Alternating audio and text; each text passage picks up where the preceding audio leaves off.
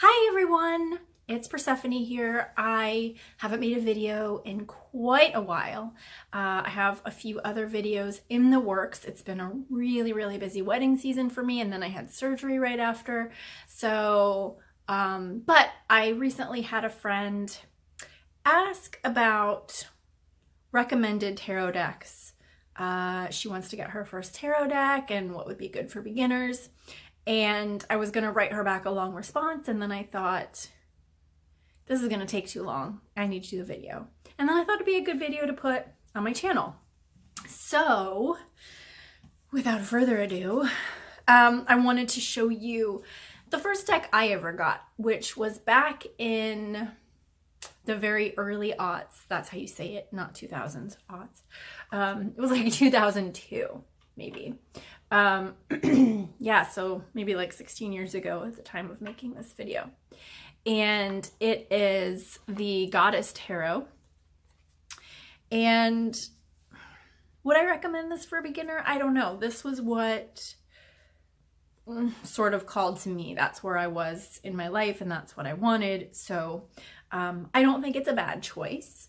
This is what the backs look like.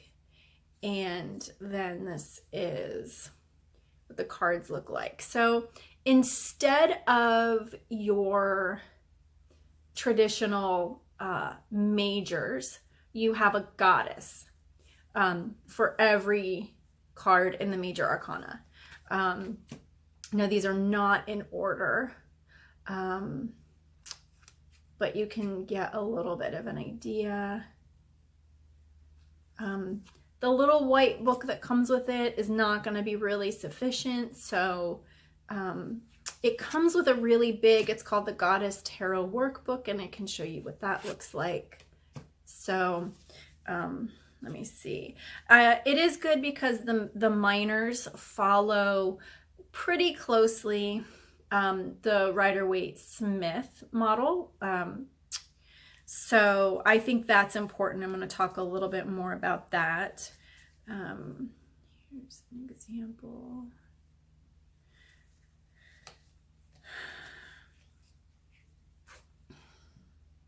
Okay.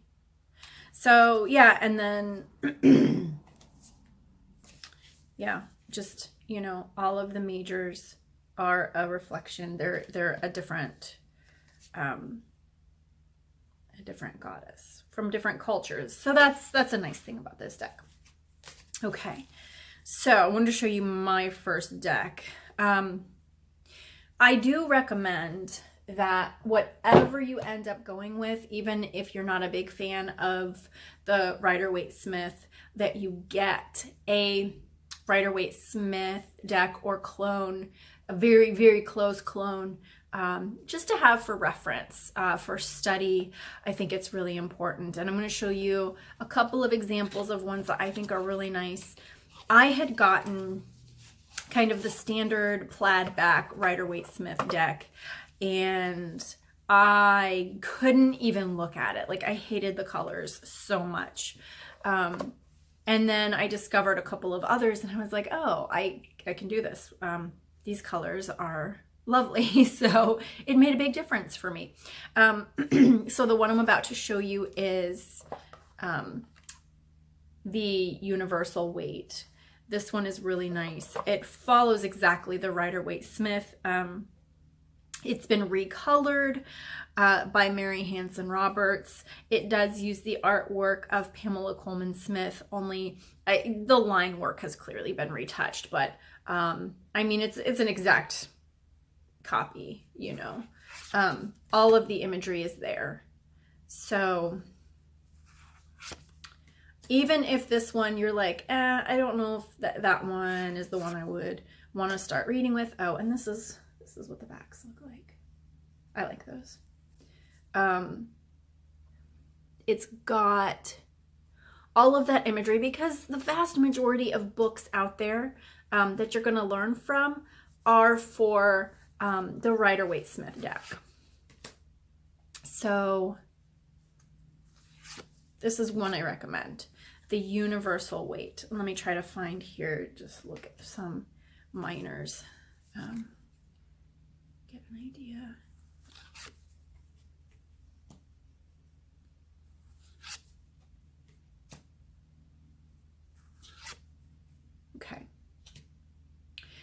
So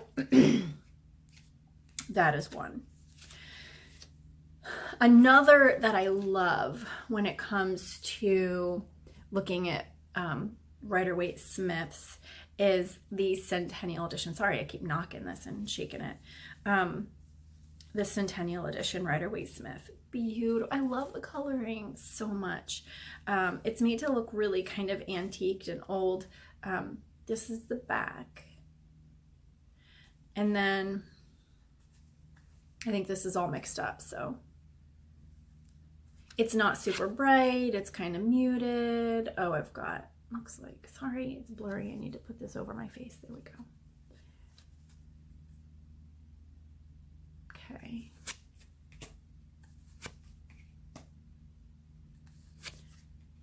I really like how soft this is.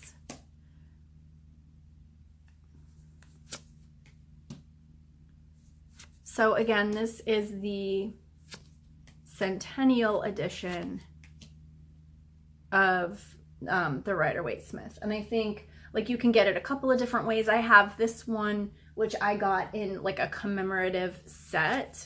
You can also just get the deck in a regular tuck box. Now you can also get one a little bit smaller in a tin. And I have that one too. Okay. So those are some examples. I would get yourself some version of a Rider-Waite Smith. Okay, so we're looking at things that are good for beginners, okay? And some people are going to disagree with me about these, and I'm not saying that these are across the board good for every person who's a beginner, because everybody's starting from a different place. As far as what is your background, what images resonate for you, what is your, you know, for me, it took me a long time to get comfortable with the tarot, as much as I was drawn to it for years and years, because of my upbringing and the teachings. You know, I was taught that it was evil and satanic and all this stuff, which even after I stopped believing that, it was so ingrained in me, it was really hard for me. And so if you're coming from that kind of a background and you're gonna need a softer entry point, I picked a couple of decks for that. So I think this one, the Angel Tarot by Doreen Virtue. It's not something that is it's not my favorite deck. I got it because I thought it would be interesting to see, and what I really think makes it accessible for beginners, first of all, again, depending on the background you're coming from, it's all angel imagery. So that's really nice.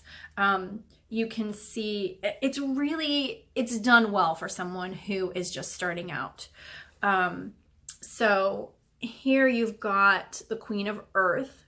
So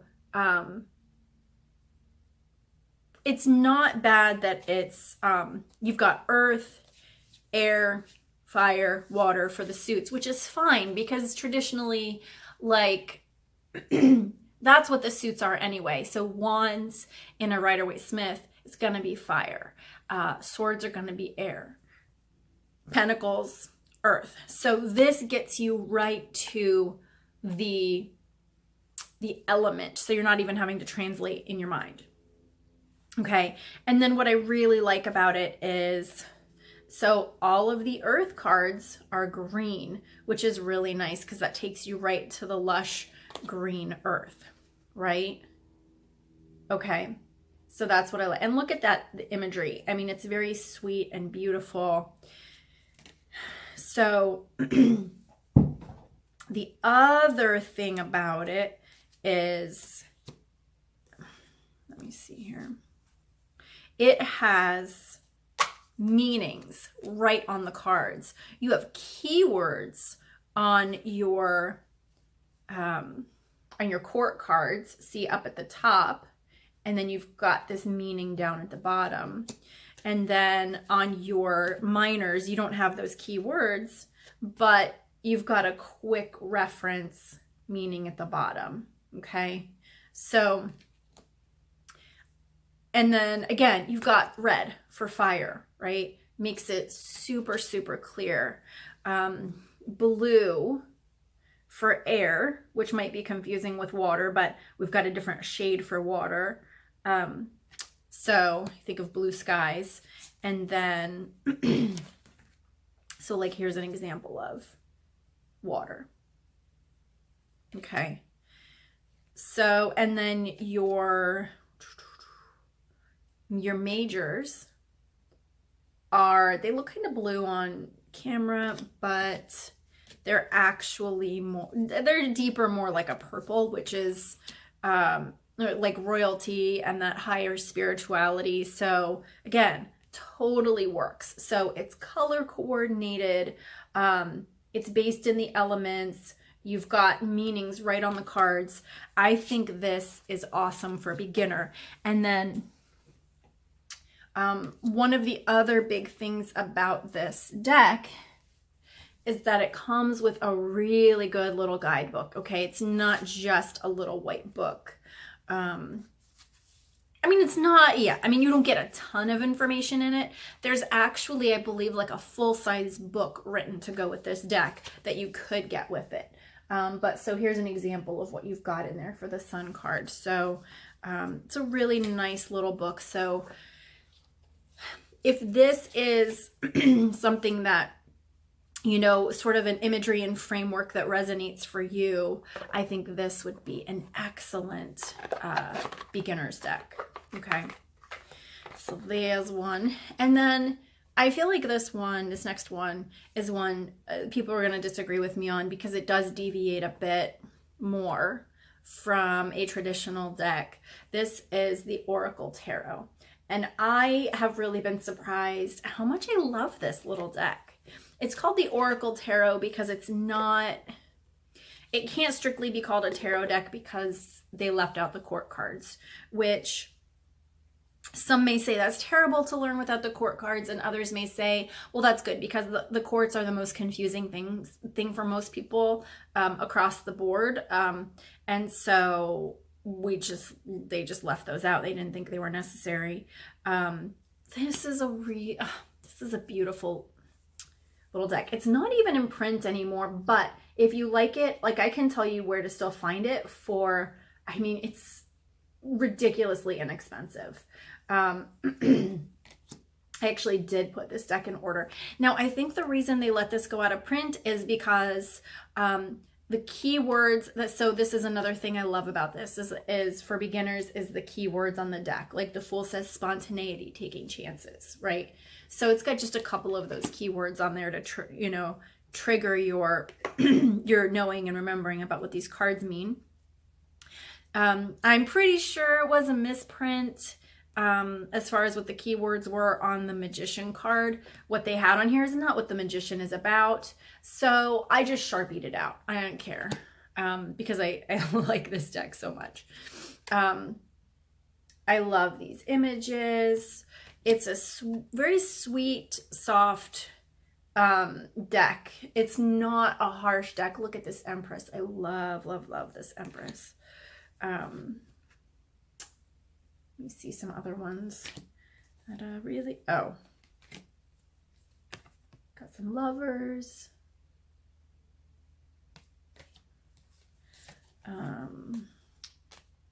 Let's see what else I love. Okay. I love the Sun card. It's funny, I don't usually go for, I feel like all the ones I'm picking out that I like are the blondes. Not everyone in this deck is blonde and pale, but for some reason, I just love that Sun so much.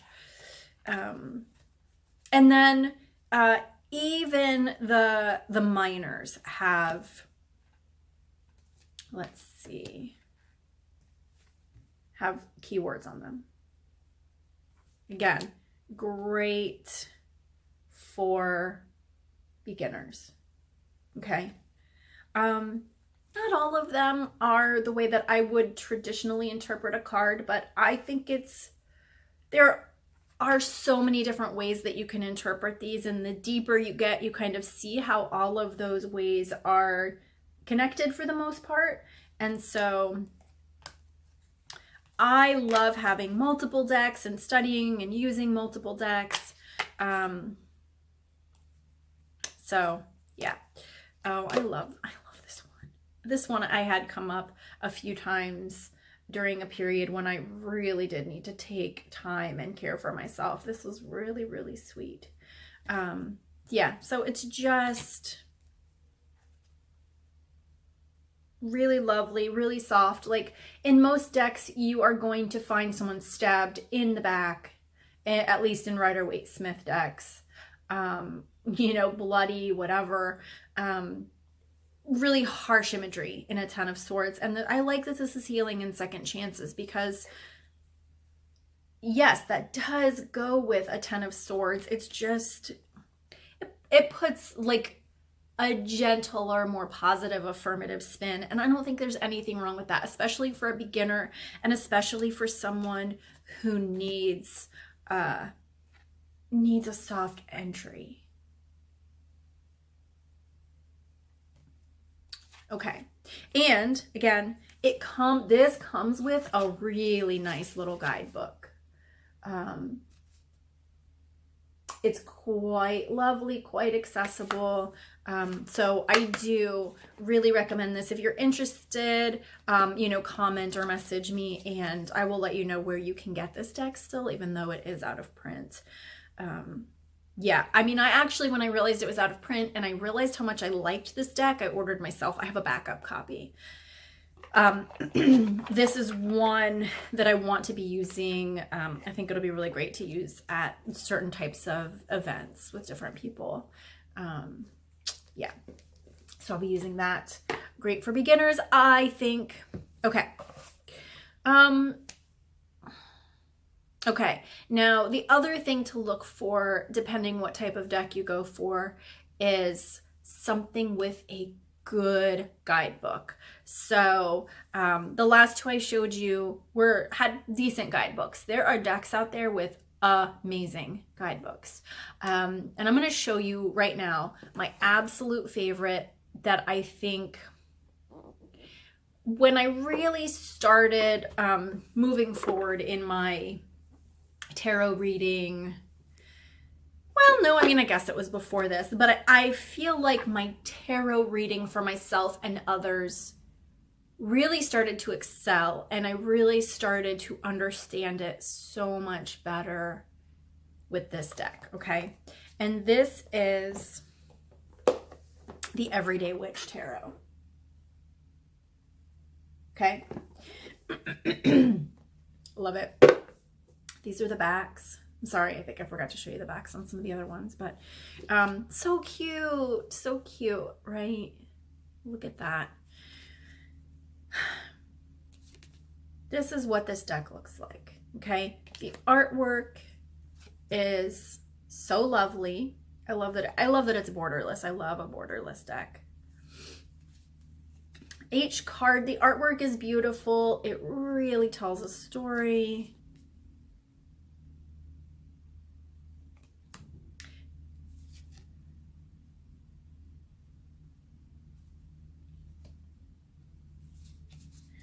See, it is I mean, this is not a deck I would call a Rider-Waite-Smith clone.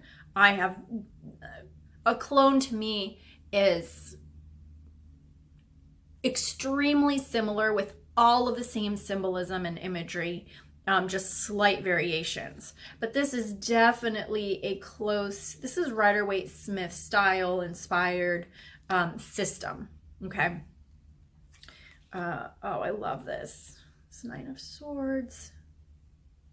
I find the imagery to be extremely accessible. So if this is imagery that you are drawn to, I highly recommend this deck. You know, it is a, mass-produced big publisher deck, so it's not going to cost you a lot of money. And most of the decks that I'm going to show you, that I have shown you, are like that. I really appreciate this Two of Staves or Swords. It's a very different take on it. This is why I like having different decks. I like to see the different images that people use to express the same or similar sentiments. I really, really like that. So I'll just show you a few more here. And then the really big deal about this deck, why I think it is such a good deck for beginners, is this absolutely amazing guidebook. Okay, this is not a little, this is a big book, right? All of the cards have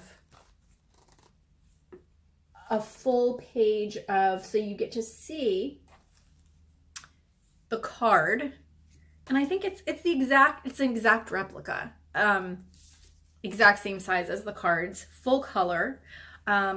You get, so the card, the name, and then you get down here this little key phrase, you know, here we go again. And then up here you've got a little bit of a bigger phrase. Where has your path led you and where will it lead you now? So let me find,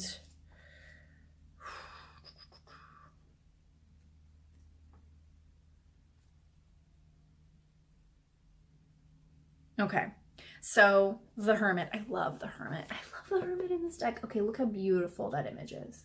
Okay, and then you've got down here, it says there is wisdom in listening to the silence. Okay, and then up here before it starts talking about it, you've got alone is not the same thing as lonely. So you get these two little kind of bite-sized snippets, and then you get this description of what's going on in the card. You get things to consider, possible meanings, what it encourages you to think about when you draw this card. This is so great. This is probably my #1 recommendation for beginners, with the caveat that if you don't like it, you don't like it, and it's not a good deck for you, right? So it's got to resonate with you. And I would say there are a number of decks that are, and I do think it's a good idea to start out with something that is in the Rider-Waite-Smith system, because, and I know some people start out with Thoth, some people start out with Marseille. I mean, Rider-Waite-Smith, to me, that's predominantly what's out there, and I think that that can translate into other things, especially like Marseille. I think once you know the Rider-Waite-Smith, I think you can jump into Marseille and expand with that, but don't worry about all that. So another example of something like the Everyday Witch. So this might be something a little bit more great. I was about to show you a deck and the deck is gone. What did I do with it? Okay. It's the Steampunk Tarot. This is what the box looks like. Okay. So if you are more drawn to this type of imagery, hold on just a second. Look at that beautiful painting in the background. And I know exactly where the deck is. And it's right here. Okay. So let's see. And this one, I edged it with like this chocolate brown, so it looks so nice. Okay, this is what the backs look like. Okay. This is what the cards look like. It took me a while to get this deck. It's been around for a while, and I was never really that into it. And then all of a sudden one day, somebody posted a spread that they had done using this deck. I was like, holy Moses, I have to have that. It just kind of clicked for me.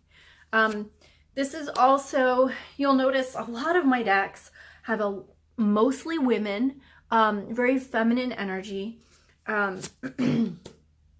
This deck has a lot more men and masculine energy. I mean, clearly not all, but a lot more of that. So that is, if you want a little bit more of that. there's a little more of that in here, although I love this. Love it. So really beautiful. If this is imagery that speaks to you a little bit more, or that you feel yourself more drawn to, this is also a mass-produced Llewellyn deck, just like the Everyday Witch. So they come in boxes that are exactly identical, and they both come with these big, big, beautiful books. This one is written by Barbara Moore, who's kind of known for being amazing. Now this one, instead of, it doesn't have the full color, okay, but it's got like a full page of the image. So you can really go through this without having to use the cards. Again, 2 of Wands.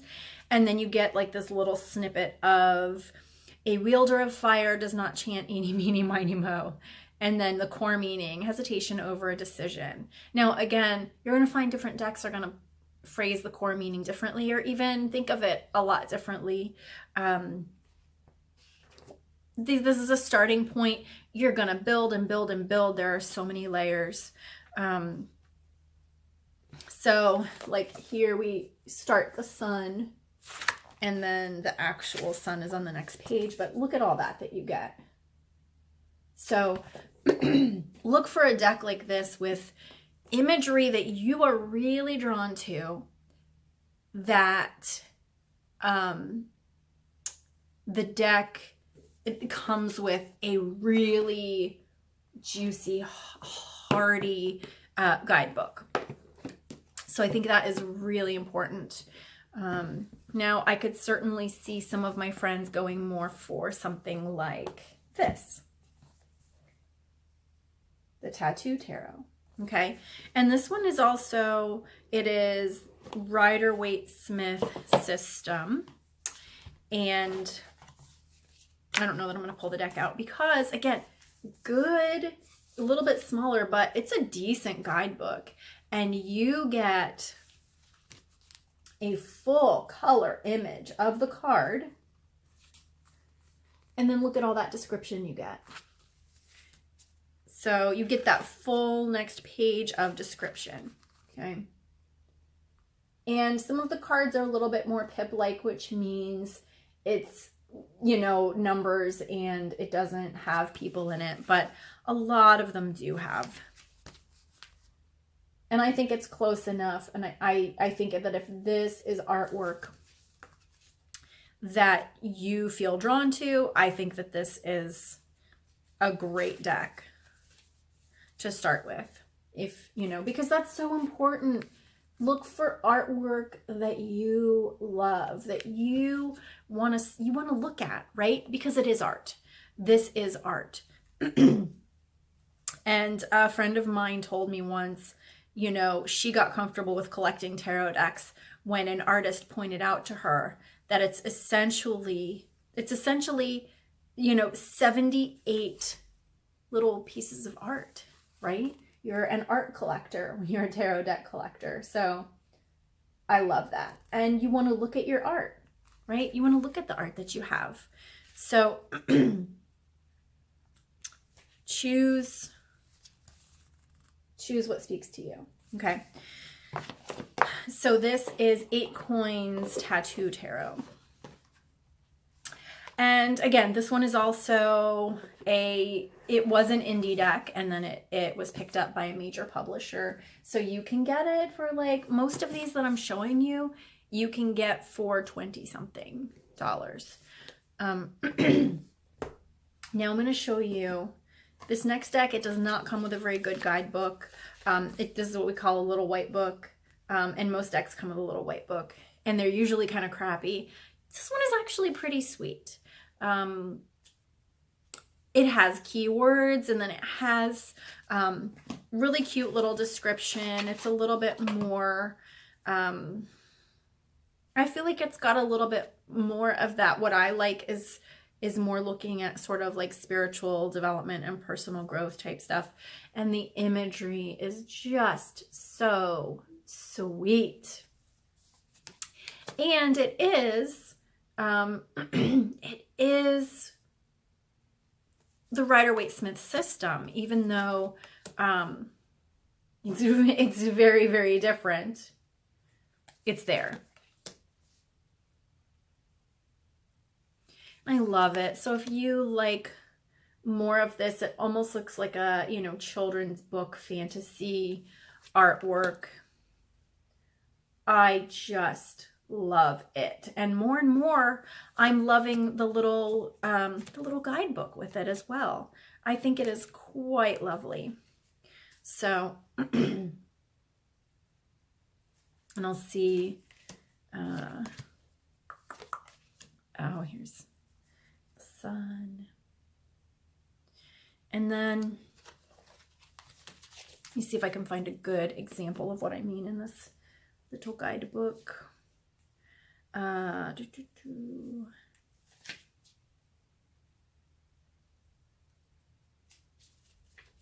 Okay, so we'll look at the Three of Cups: celebration, joy, abundance, partnership, indulgence. Okay, keywords. That's great right there.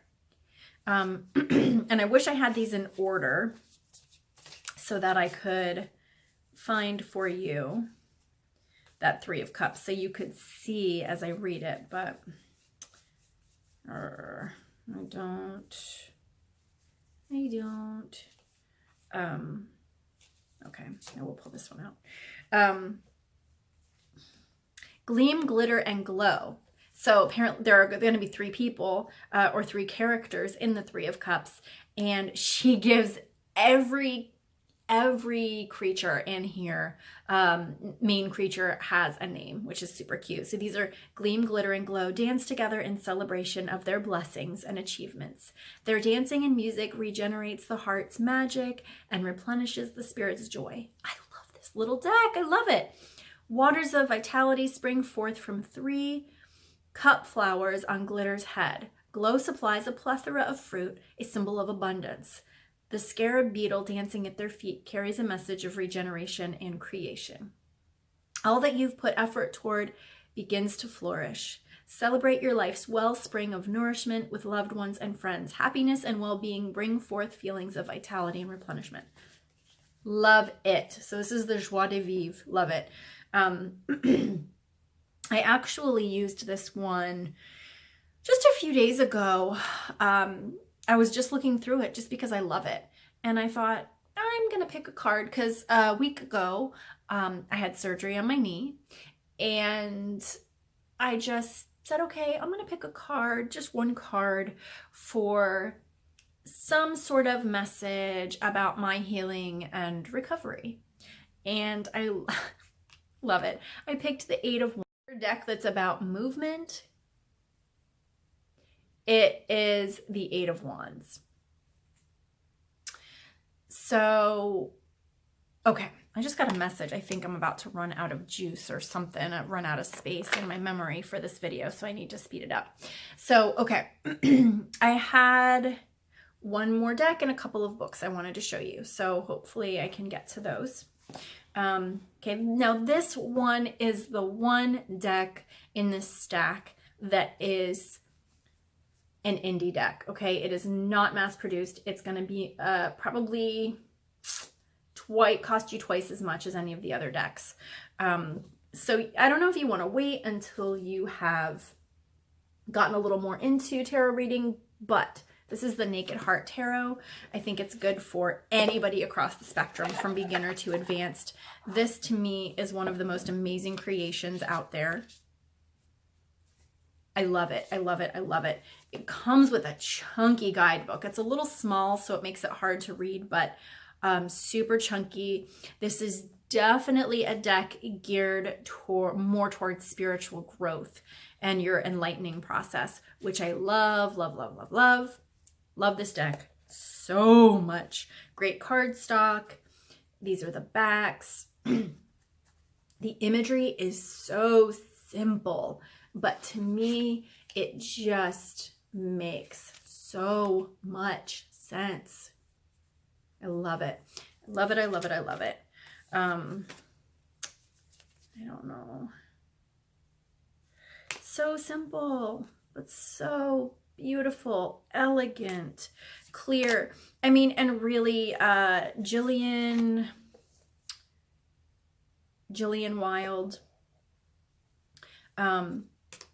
the work that she put into not just the art, but the guidebook is absolutely just inspired and just magical.